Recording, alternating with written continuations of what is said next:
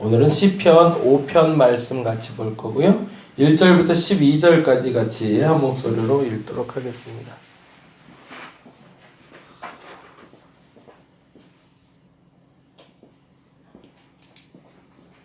시편 5편 1절에서 12절까지 같이 한 목소리 읽겠습니다. 여호와여 나의 말에 귀를 기울이사 나의 심정을 헤아려 주소서. 나의 왕 나의 하나님이여 내가 부르짖는 소리를 들으소서. 내가 주께 기도하나이다. 여호와여 아침에 주께서 나의 소리를 들으시리니 아침에 내가 주께 기도하고 바라리이다.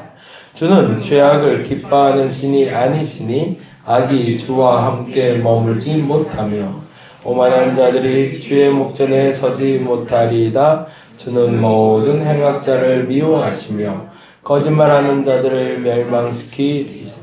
여호와께서는 피 흘리기를 즐기는 자와 속이는 자를 싫어하시나이다. 오직 나는 주의 풍성한 사랑을 힘입어 주의 집에 들어가 주를 경외함으로 성전을 향하여 예배하리이다. 여호와여 나의 원수들로 말미암아 주의 의로 나를 인도하시고 주의 길을 내 목전에 곱게 하소서. 그들의 입에 신실함이 없고 그들의 신중이 심히 악하며 그들의 목구멍은 열린 무덤 같고 그들의 혀로는 아첨하나이다. 하나님이여 그들을 정죄하사 자기 죄에 빠지게 하시고 그 많은 허물로 말미암아 그들을 쫓아내소서. 그들이 주를 배역함이니이다. 그러나 주께 피하는 모든 사람은 다 기뻐하며 주의 보호로 말미암아 영원히 기뻐 외치고 주의 이름을 사랑하는 자들은 주를 즐거워하리이다. 여호와여 주는 의인에게 복을 주시고 방패로 함같이 은혜로 그를 호위하시리이다. 아멘. 동일한 방법으로 한 번 다시 읽는데 제가 앞소절을 읽으면 여러분이 뒷소절을 읽어주시면서 다시 한번 묵상하도록 합니다. 한 절을 두 가지로 나눠서 읽는 거예요. 그래서 같이 한번 읽도록 합니다. 여호와여 나의 말에 귀를 기울이사 나의 심정을 헤아려 주소서. 나의 왕 나의 하나님이여 내가 부르짖는 소리를 들으소서. 내가 주께 기도하나이다. 여호와여 아침에 주께서 나의 소리를 들으시리니 아침에 내가 주께 기도하고 바라리이다. 주는 죄악을 기뻐하는 신이 아니시니 악이 주와 함께 머물지 못하며 오만한 자들이 주의 목전에 서지 못하리이다. 주는 모든 행악자를 미워하시며 거짓말하는 자들을 멸망시키시리이다. 여호와께서는 피 흘리기를 즐기는 자와 속이는 자를 싫어하시느니라. 오직 나는 주의 풍성한 사랑을 힘입어 주의 집에 들어가 주를 경외함으로 성전을 향하여 예배하리이다.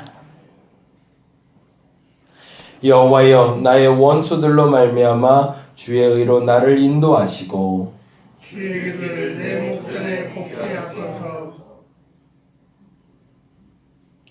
그들의 입에 신실함이 없고 그들의 심중이 심히 악하며 그들의 목구멍은 열린 무덤 같고 그들의 혀로는 아첨하나이다. 하나님이여 그들을 정죄하사 자기 죄에 빠지게 하시고 그 많은 허물로 말미암아 그들을 쫓아내소서. 그들이 주를 배역함이니라.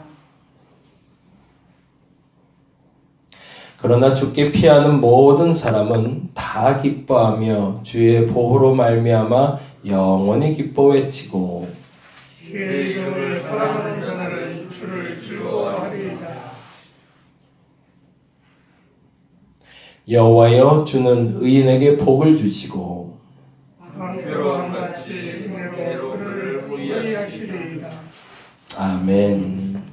이렇게 약간 말씀 보시면서 잠깐 멈춤의 시간을 가지시는 게 이제 또 특별한 은혜가 있어요. 그래서 한번 좀 보실 때 이렇게 급히 막 보시는 것도 좋지만 좀 이렇게 여유를 가지고 보시는 것도 또 특별한 은혜가 있으니까 그렇게 한번 보시면 좋겠습니다. 오늘은 역시 다윗의 시로 그 압살롬에 의해서 도망가던 다윗이 기록을 남기며 그의 기도의 경험에 대해서 기록하고 있습니다. 지난번에 말씀드린 대로 전통이라는 것은 경험이 쌓여서 전통이 되는 겁니다. 근데 그것이 좋은 전통이 되는 경우는 좋은 경험이 쌓였기 때문이고, 나쁜 전통이 되는 이유는 나쁜 경험들이 쌓였기 때문이겠죠. 신앙생활에는 수천 년에 걸쳐서 신앙의 선진들의 경험들이 쌓여서 전통이 만들어졌습니다. 그래서 그들의 경험의 누적치가 우리에게 기도의 전통으로, 기도의 경험이 기도의 전통이 돼서 우리에게 그 기도의 공식과 같은 순서와 결과물들을 우리에게 알려주게 된 거죠. 그거를 절대 무시할 수 없는 이유는 그것은 경험을 통해 누적된 전통이기 때문이라는 겁니다. 근데 특히나 그들 중에 다윗이라는 이가 경험했던 기도의 경험치는 우리가 생각하는 것보다 조금 더 특별해요. 왜냐하면 그로 말미암아 이스라엘 역사에 한 획을 긋기도 했는데, 그것은 역사상 왕정시대의 통일왕국시대가 시작되었다라는 말도 되지만, 더 중요한 건 신앙의 정점을 찍고 있기 때문에 그렇습니다.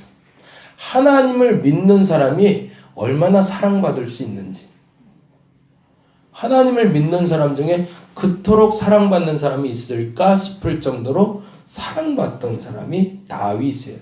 그렇다고 해서 그의 삶의 모든 면면이 다 온전했고 바랐고 모든 사람에게 칭찬받을 만났는가? 그건 아니라는 거죠.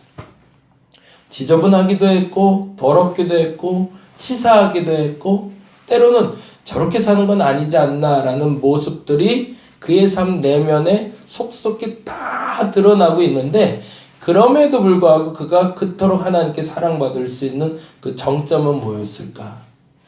그 최고점으로 올라갈 수 있는 그 기도의 경험치, 신앙의 경험치는 뭘까?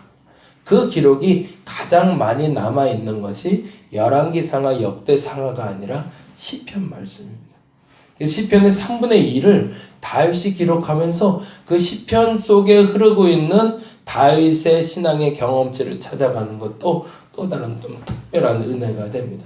그 중에 다윗의 기도문이 또 나오고 있는데 다음과 같은 표현을 하고 있습니다. 5장 1절 말씀 같이 한번 읽어볼까요? 5장 1절 여호와여 나의 말에 귀를 기울이사 나의 심정을 헤아려 주소서라고 기도하고 있습니다. 심정이라는 말이 meditation이라는 영어 단어를 써요.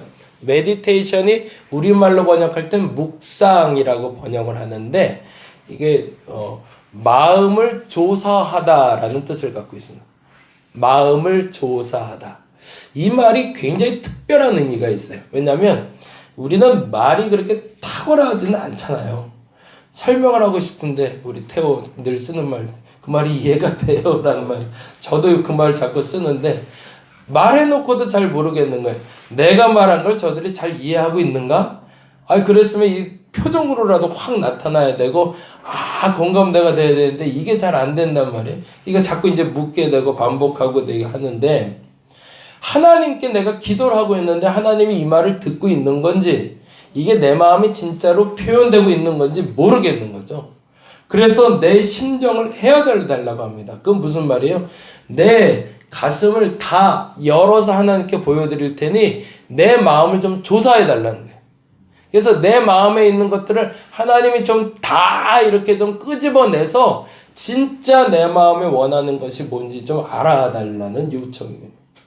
이건 라틴어 메디탈이라는 단어의 어원을 갖고 있어요. 근데 그 어원의 뜻은 조금 더 달라요. 마음을 조사하다가 meditation이라는 영어 단어의 어원이라면, 메디탈이라는 라틴어는 치유하다라는 뜻을 갖고 있어요. 마음을 열고 조사해서 치유해달라는 거예요.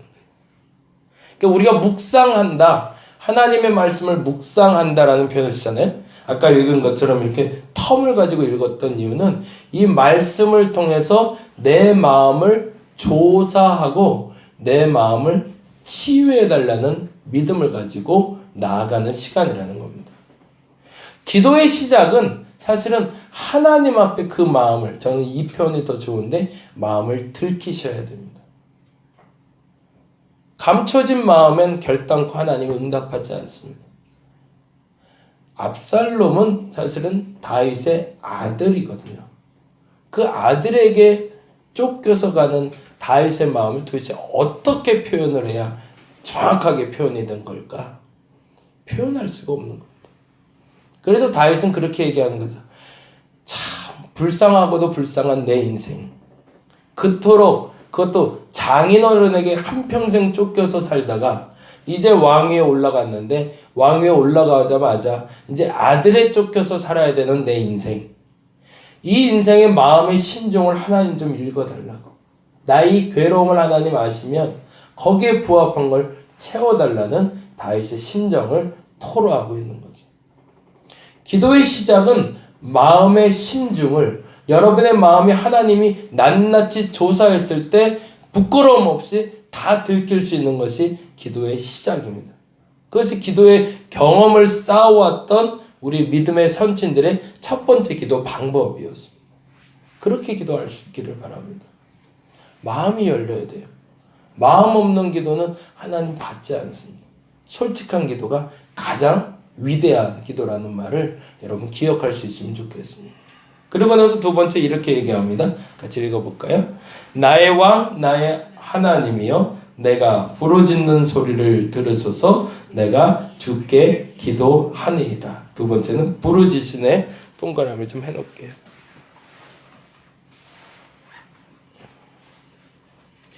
심정이라는 건 마음에 있는 모든 것들을 하나님께 들춰내다라는 뜻인데 이것에 대한 긍정적인 표현이 저는 부르짖음이라고 생각을 해요. 그래서 사람들 속에서 이렇게 뭐 조용히 기도하는 사람이 있고 크게 기도하는 사람이 있고 근데 이 조용히 기도하는 것이 부르짖는 게 아닌 것은 아니라고 분명하게 말할 수 있는 것은 그 마음에 있는 울부짖음이 하나님께 터져 나오기 때문에 그렇습니다.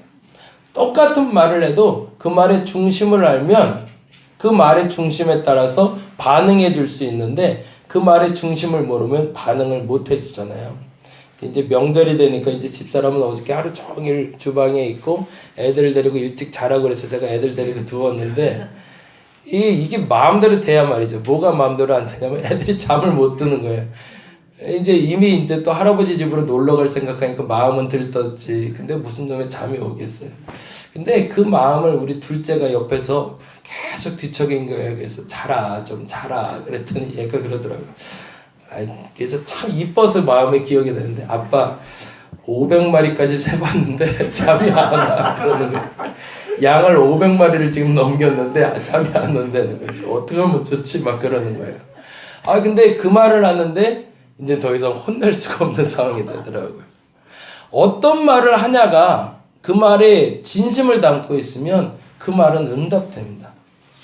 근데 우리는 그 표현에 너무 집착하고 있어요.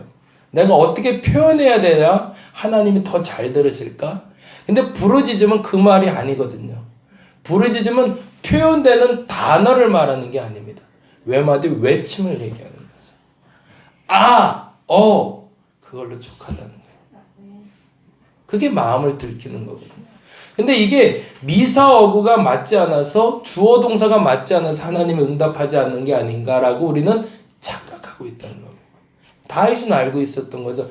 마음을 조사하시라고. 제가 다 우리 속된 말로 까 발릴 테니 다 드러낼 테니 하나님 봐달라고 라고 하면서 다윗의 행동은 그래서 내 마음이 이렇고 설명이 아니라 하고 소리 지르는 다윗의 마음을 알아달라는 얘기인 거죠. 그것이 진짜 기도라는 겁니다. 그리고 마지막 세 번째로 이렇게 얘기합니다. 3절인데 같이 한번 읽어보겠습니다. 3절 말씀 읽겠습니다. 여호와여 아침에 주께서 나의 소리를 들으시리니 아침에 내가 주께 기도하고 바라리이다. 여기 아침에 동그라미를 좀 해놓으시고요. 이 말에 굉장히 중요한 의미가 있는데 아침에라는 말은 가장 첫 시간이라는 미명이라는 시간이 되고요. 두 번째는 지속성을 얘기합니다. 기도의 응답은 처음 말한 대로 마음이 들키는 데 있지만 더 중요한 건 지속성. 아침마다 가장 첫 시간에 가장 먼저 하나님께 아뢰일 수 있다면 그 기도는 응답된다는 겁니다. 이 선진들의 기록이 이렇게 되어 있는데 한번 볼까요? 시편 46편 5절 한번 찾아보겠습니다. 그래서 유독 시편에는 이런 표현들이 많이 나오는데 46편 5절 말씀 같이 한번 읽어보겠습니다. 하나님이 그 성 중에 계심에 성이 흔들리지 아니할 것이라 뭐라고 되어 있죠? 새벽에 하나님이 도우시리로다. 누구의 시냐면 고라 자손의 시입니다. 그의 경험치죠. 언제 기도했더니 하나님이 도우셨다? 새벽에. 또 59편 16절 59편 16절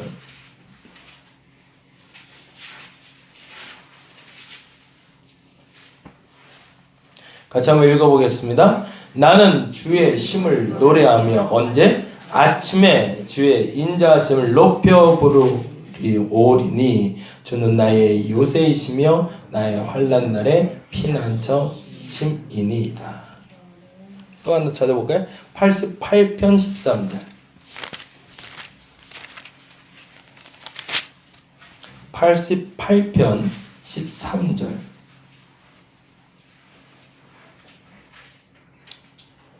역시 고라 자손의 시인데 88편 13절 같이 읽어봅니다. 여호와여 오직 내가 주께 부르짖었사오니 아침에 나의 기도가 주의 앞에 이르리이다. 아멘.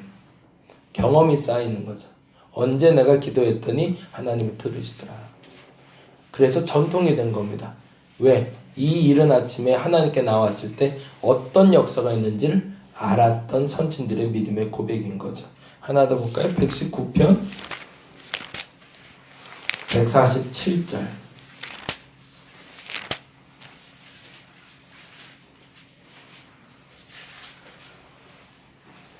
147절 148절 같이 읽습니다. 내가 날이 밝기 전에 부르짖으며 주의 말씀을 바라싸우며 주의 말씀을 조용히 읊조리려고 내가 새벽녘에 눈을 떴나이다. 아멘. 그 믿음의 경험치가 저와 여러분의 경험치가 되기를 바랍니다. 그렇게 될 때 어떤 일이 벌어진다고요? 하나님의 응답이 있다. 오늘 부르짖었으면 좋겠습니다. 어떤 단어가 필요한 게 아니고 어떤 내용이 필요하지 않습니다. 여러분의 마음이 필요합니다. 2019년에 그 마음이 들켰으면 좋겠습니다. 그리고 그 마음이 잘못되어 있다면 고쳐지기를 구하시기 바랍니다. 근데 그 마음이 들켰는데 하나님 앞에 온전하다면 하나님은 그 마음을 들어서 당신의 일에 사용하실 겁니다. 우리가 노력할 필요는 없습니다. 우리가 해야 할 일은 하나님께 그 마음을 솔직하게 드러내는 겁니다. 짧은 기도 시간이지만 이 기도 시간을 통해서 그 마음이 활짝 하나님한테 펼쳐져서 여러분의 주여 그 외침 하나로 여러분의 삶이 변화되는 그 시간이 되시기를 간절히 바랍니다. 오늘은 끝나고 전도를 좀 할 건데요. 6시 반까지는 기도하는 시간 갖도록 하겠습니다. 반까지 여러분 마음껏 기도하시고 자유롭게 돌아가시면 되고 전도 도와주실 수 있는 분들은 남아서 같이 전도 같이 하도록 하겠습니다. 기도하겠습니다. 하나님 감사합니다. 오늘도 부르짖어 봅니다. 외쳐봅니다. 하나님께 마음을 들켜봅니다. 그것으로 족합니다. 세상에 어떤 기도가 완벽한 기도겠습니까? 하나님께 들키기만 하면 됩니다. 내 마음 솔직하게 들키게 하여 주옵소서. 부르짖게 하여 주옵소서. 외마디 외침이라도 상관없습니다. 솔직한 그 외침에 하나님 응답하신 줄 믿사오니 하나님 외치게 하여 주옵소서. 거의 통곡해도 상관없고 아라는 소리도 상관없습니다. 주여라는 소리도 상관없습니다. 그 외침에 주께서 응답하신 줄 믿기에 그 마음 주께 들춰내게 하여 주시옵소서. 마음을 가져오지 않고 입술로만 기도하는 기도를 주께서 응답하지 않음을 압니다. 그러나 내가 지금까지 그렇게 기도해 왔다면 오늘 이 시간 회개하며 하나님께 나가게 하시고 만일에 그렇게 기도할 수 있는 사람이라면 짧은 시간이지만 집중하여 그렇게 기도하게 하여 주시옵소서. 그것이 하늘의 문을 열게 될 줄로 믿습니다. 내 마음의 문을 열게 할 줄로 믿습니다. 그 믿음을 가지고 선포하며 기도하게 하여 주시옵소서. 하나님께 감사하여 귀한 예물 드린 이도 있습니다. 하나님 이 예물 기뻐 받아 주옵시고 하나님 보시기에 합한 가정, 합한 삶 되게 하여 주시옵소서. 감사합니다. 고마우신 예수 그리스도의 이름으로 기도드렸습니다. 다 같이 기도하고 돌아가도록 하겠습니다.